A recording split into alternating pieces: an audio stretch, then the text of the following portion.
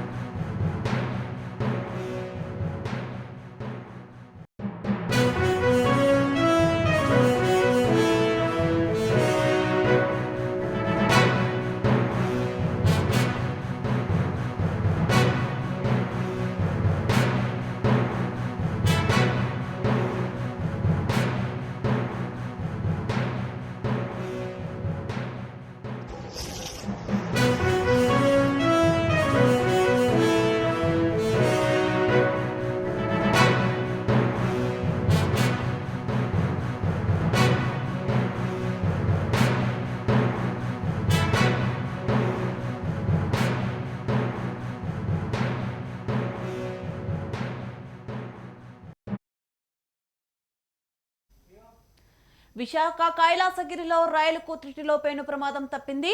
బ్రేకులు ఫెయిల్ అవడంతో ట్రైన్ వెనక్కి వెళ్లింది. ఘటన జరిగిన సమయంలో ట్రైన్లో 100 మందికి పైగానే పర్యాటకులు ఉన్నారు. అయితే ఎవరికి ఎలాంటి ప్రమాదం జరగకపోవడంతో నిర్వాహకులు ఊపిరి పీల్చుకున్నారు. విశాఖపట్నంలో పర్యాటక ప్రాంతమైన కైలాసగిరిలో ఉన్న టాయ్ రైలు అక్కడకు వచ్చిన పర్యాటకులను కొండపైకి తిప్పుతోంది. ఆ క్రమంలో నిన్న మధ్యాహ్నం తర్వాత పర్యాటకులను తీసుకువెళ్తుండగా స్టేషన్ సమీపంలోకి వచ్చాక బ్రేకులు పడకపోవడంతో తిరిగి వెనక్కి వెళ్లింది. అయితే ఎక్కడా డౌన్ లేకపోవడంతో ప్రమాదం జరగలేదు. వెనక్కి కొంత దూరం పాటు వెళ్లిన తర్వాత యథావిధిగా రైలు ఆగిపోయింది. కానీ ఆ సమయంలో సుమారు 100 మంది ప్రయాణికులు రైల్లో ఉన్నారు.